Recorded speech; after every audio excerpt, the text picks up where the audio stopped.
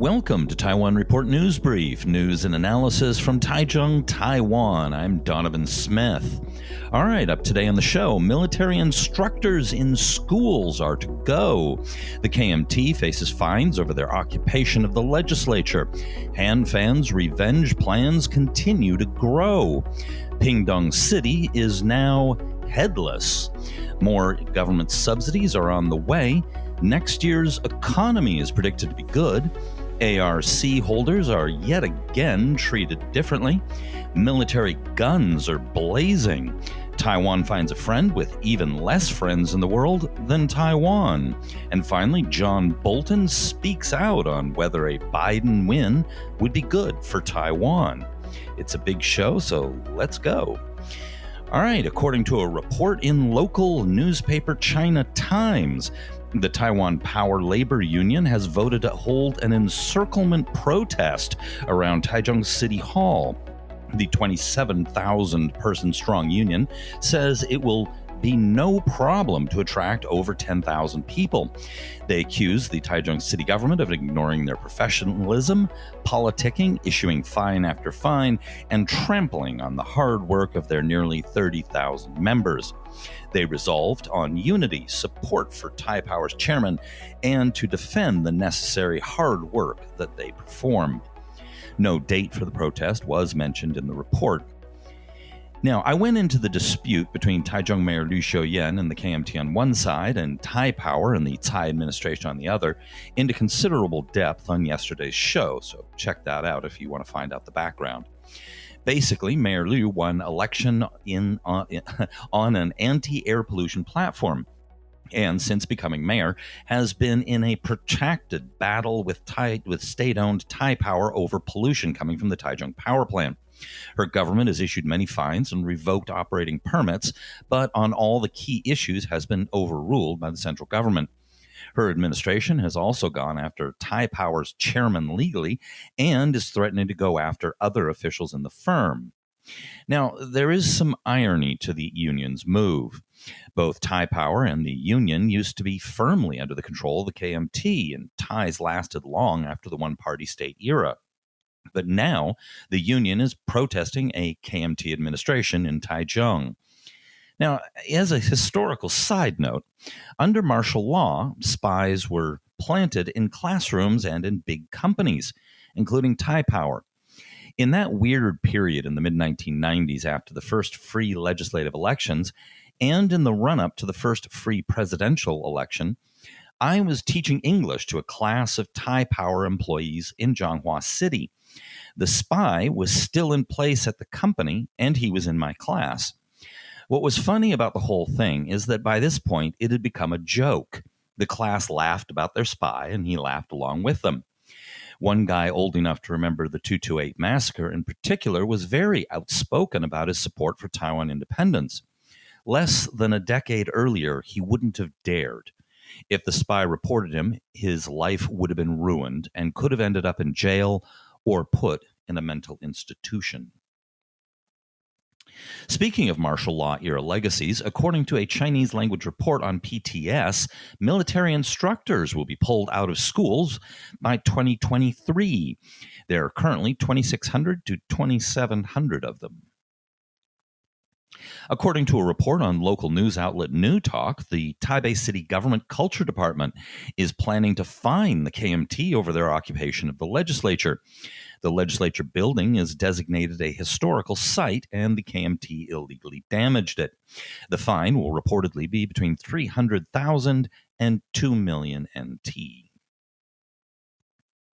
Furious fans of ousted Kaohsiung Mayor Dan Hangguoyu have launched a series of revenge recall campaigns, including new Power Party Kaohsiung City Councilor Huang Jie and Chen Shui-bian's son, Chen Shizhong, who is also a DPP city councilor. Now, according to a local news report, they're doing something different: bulk recall campaigns. According to the report, organizers have already completed the Stage 1 signature drive to recall 4 city councilors at once, 3 from the DPP and 1 from the NPP, all from the Sanmin district in Kaohsiung. Both the Pingtung City Mayor and Pingtung City Council Speaker have been charged with corruption, leaving both branches of government decapitated. Both are of the KMT. A bail court judge approved the detention of the pair with restricted communication.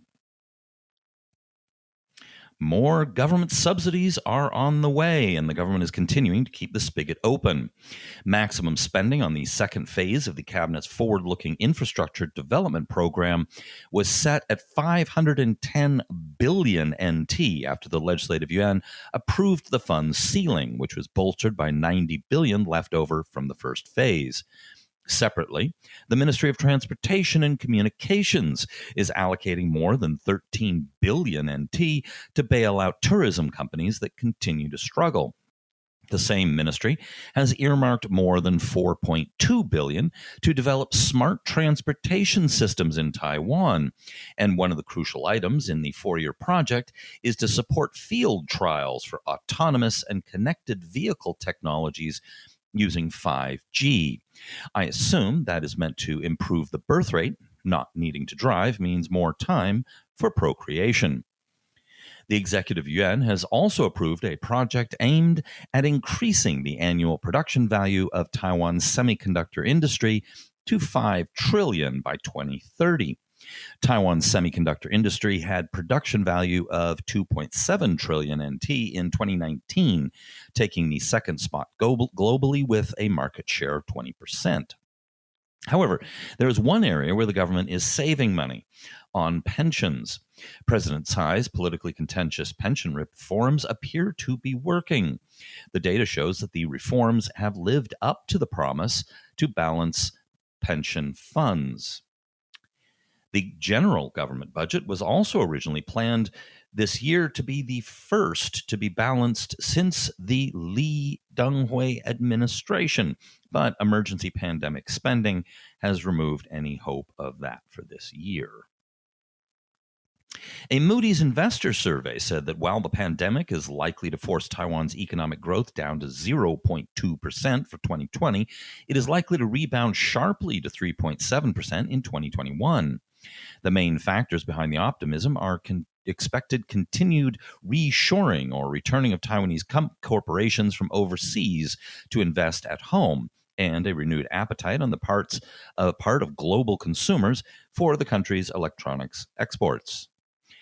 In more recent economic news, the downturn in Taiwan's manufacturing industry eased last month. The official Purchasing Managers Index came in at 47.2 last month, up 2.4 points from 44.8 1 month earlier, indicating a mild contraction. It is still below 50, however, indicating it is still in contraction. However, the non-manufacturing index sent an encouraging signal at 54.4, rising from 45.2 and ending 4 months of declines. Foreign residents of Taiwan are lodging complaints with the government over a policy that requires alien resident certificate holders to provide proof of a negative test result for the coronavirus if they return from abroad. Local citizens are simply quarantined. This is a major problem for some ARC holders, as they are in countries with restricted access to testing and may not be able to get one. Strangely, foreign students, migrant workers, and Chinese spouses are exempt from the testing requirement and need only undergo the 14-day home quarantine. The explanation provided by the Ministry of Foreign Affairs and the Central Epidemic Command Center in their press releases is that because of the entry of foreign diplomats, migrant workers, and foreign students is being supervised by the Ministry of Foreign Affairs, the Ministry of Labor, and the Ministry of Education, the risk levels for these groups are manageable. Apparently, they are suggesting that other tax-paying ARC holders who usually also have national health insurance are unmanageable. A large-scale anti-landing drill simulating Taiwan's response to a Chinese invasion was staged in central Taichung City on Thursday. which is not to say that it was downtown, by the way, in a live fire rehearsal ahead of the annual Hangguang military exercises. That follows a fleet of F-16 fighter jets carrying live Mk-84 general-purpose bombs departing from Hualien Jiashan Air Force Base on Wednesday in a live fire drill that simulated bombing enemy ships. Live torpedo drills are also planned. In many cases, these are the first live fire tests in years. China has been upping their military encroachments and bullying tactics recently. In related news, recently an official video from the U.S. Army's 1st Special Forces Group has offered a rare look at Green Berets training on the island of Taiwan. It is interesting that they release the footage. Usually they're very low-key about joint training with Taiwan, presumably to avoid hurting the feelings of the Chinese people. Finally, in other military news, President Tsai Ing-wen announced measures to make Taiwan's military reserve force a more reliable backup for the regular forces in protecting the country amid increased military movements around Taiwan. President Tsai said one measure involves building a reserve force that has similar combat capabilities to the regular armed forces by having them carry the same weapons and gear as full-time military members. Other measures include synchronizing the mobilization of manpower and strategic resources and establishing closer collaboration between the reserve force and different government departments and agencies. These measures are expected to help the country effectively respond to natural disasters during peacetime and improve the ability of different agencies and units to operate cohesively during wartime. Now, this is excellent news. Military experts I've talked to consistently point to this as one of Taiwan's key defense weaknesses. Some other issues they mention are poor mandatory military service training, morale in the military, and poor recruitment. Taiwan and Somaliland, a self-declared state in East Africa, have signed an agreement to set up representative offices in each other's territory. Somaliland has even less friends internationally than Taiwan, as it is not recognized as a state by the international community and has no official diplomatic ties with any country.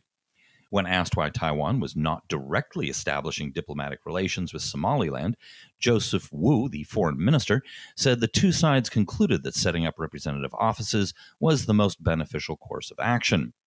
Wu was also asked whether Taiwan was now recognizing Somaliland as an independent country, which no other nation has officially done.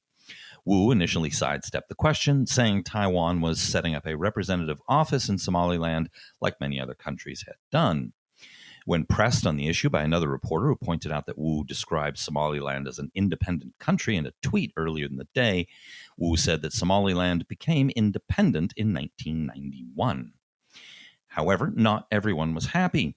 The KMT questioned why President Tsai Ing-wen's administration failed to include the word Republic of China in the name of the new office.